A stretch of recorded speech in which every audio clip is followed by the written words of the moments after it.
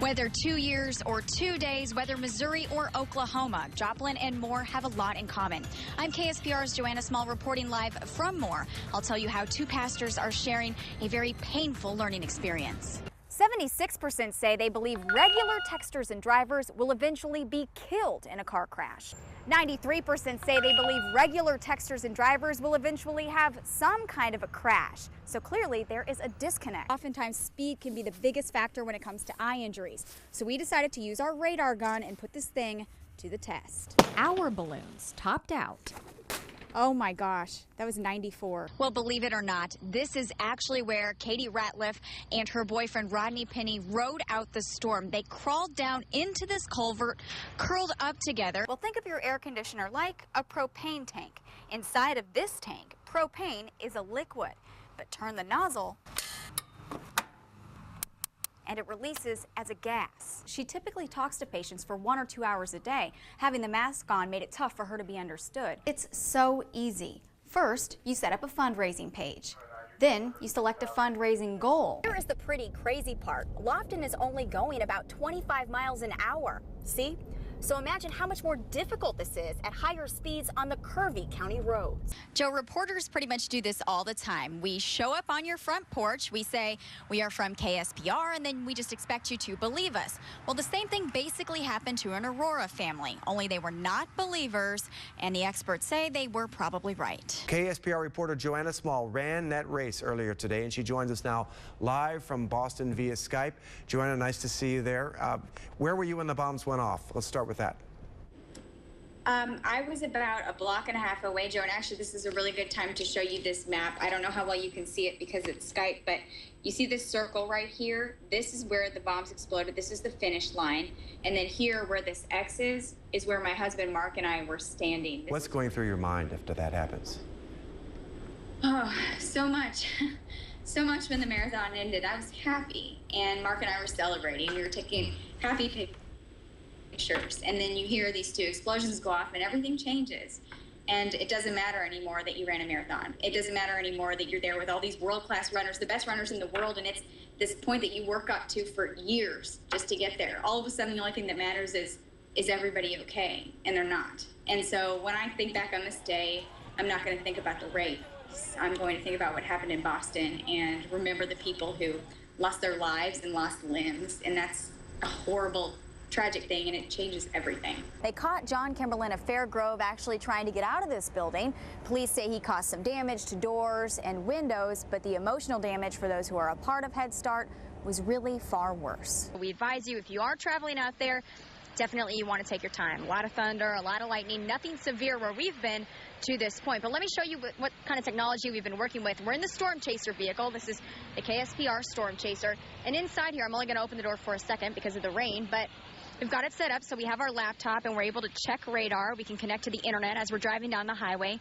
Joe, unfortunately, this is pretty familiar to almost everyone in Joplin. I'm talking about this huge command center I'm standing in with tons of trucks. You've got satellite trucks, reporters like me everywhere, cameras, and then as far as the eye can see, off in that direction, buildings just leveled, houses gone where they once stood, and that was only Monday.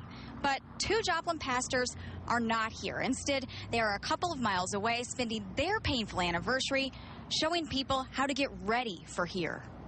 So we know here was impact, then we have 72 hours. It's kind of like watching the military discuss a plan of attack. From the get-go, you need an exit strategy as a church. As a church, these are church leaders, not soldiers. But like all soldiers, they've trained for this.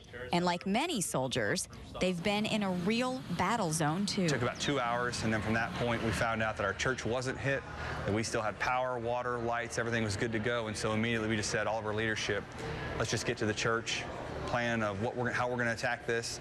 And so immediately what we did was we opened up our doors and people just started showing up. So it became a shelter overnight. It became a triage. 2 years ago today, 220 miles northeast of Moore. Shane Munn transformed Ignite Church into a disaster relief center for the people of Joplin.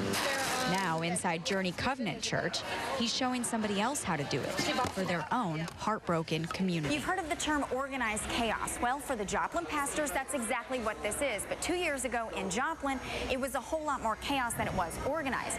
That's because back then, they were the ones doing the learning, and now they're doing the teaching. How do we empower the organizations that live in this community to help these people? You know, we don't want to be the help. We just want to help others be the help here. This whiteboard lays out the plan, not for today, not for tomorrow, but for a few weeks from now when these people go home and more is more alone. What we want to be able to do is come in on the backside and create a system that's in place that they can shift into. Because that's what God's army did for Shane, while he was busy doing everything he could to hold his town and himself together. 2 years ago today. We'll help you build your house. We'll get you a new car. We did those things. We help churches. We're here helping churches.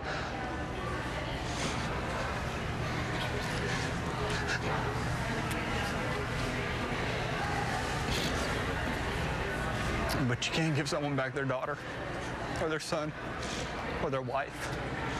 So that was just those moments. I mean, to hold people that I had no answer to. God will get you through it. Tomorrow will come, and you'll get through it. For about 6 months after the disaster, the Joplin Ignite Church's parking lot looked a whole lot like this one, pretty much a real disaster center. There were days when Shane says they were literally feeding thousands of people a day, and then as he explained, the need shifted. Now, coming up tonight at 6, you're going to hear a little bit more from Ignite Church's founder.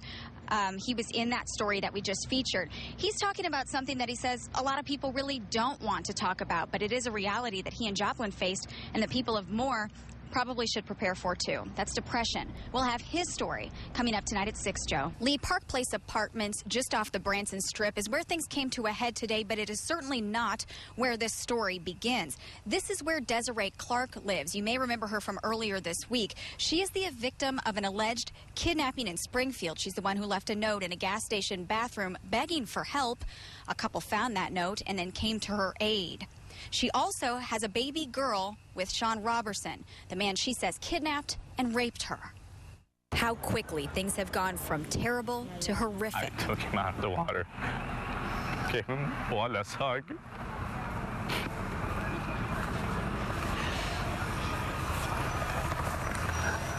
He was my little brother.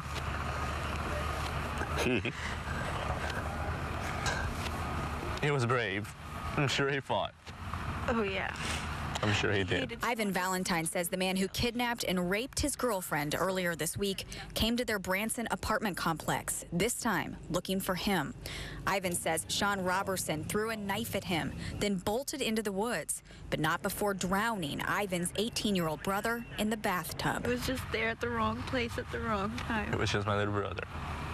That was enough for this bastard to kill him, because he was caught. Ivan's girlfriend, Desiree Clark, says Robertson is her ex-boyfriend and the father of her infant daughter. And had he been charged in last week's kidnapping, Ivan's brother would be alive. I think this does not have to happen. Everything can be prevented. Everything could have been prevented. Everything could have gone differently. While the couple was talking to us, this piece of good news. He was waiting right there. What do you think that means? They caught him. They got him. They got him? They got him. Oh. Yeah, he went into the water, and they had to use a taser. Oh, thank God. Oh. Blaze in custody. Blaze in custody. Desiree and Ivan are only temporarily relieved. They say Robertson has been in prison before and come back with a vengeance. If I would see him, I would absolutely kill him. And this is a confession. I will kill him, and I'll turn myself in, and I won't care. When people are saying he should suffer, no, he should just die. Suffering is a waste of time. Ivan and his family are from Puerto Rico. He says his brother had only been in Branson since last summer. As for Desiree and her little girl, she says she would like for Ivan to adopt the baby. Also, Desiree says that she filed a restraining order against Sean Robertson, and there was a hearing scheduled for that restraining order this coming Tuesday. Life moves fast, so fast. Sometimes we forget to think about what happens when it's over. No, not up there, down here. Suddenly, the world that seems to hold an infinite number of people in life can accommodate only a limited number in death. It's just something most people just don't think about. Jay Wasson isn't most people. He's been thinking about death for the last 30 years of his life. He's been on the board of Nix's Glen Cemetery that long, but the cemetery has been here much longer. There's at least a dozen, I think, maybe as many as 18 or 20 Civil War veterans buried here. Wasson worries that history's been forgotten. Families, members die off. Others do replace them sometimes, but sometimes they don't. In my own family, a lot of my cousins don't live here anymore. They live elsewhere. The cemetery, like so many in rural Christian County, relies almost solely on donations, and with expenses going up. We're kind of in the hole every year. And there aren't enough holes. These little cemeteries are filling up. Part of the problem is Christian County is the fastest growing county in the state of Missouri. It grew by more than 66% in the 1990s and by more than 42% in the first decade of the new millennium. But cemeteries are not keeping up with the population.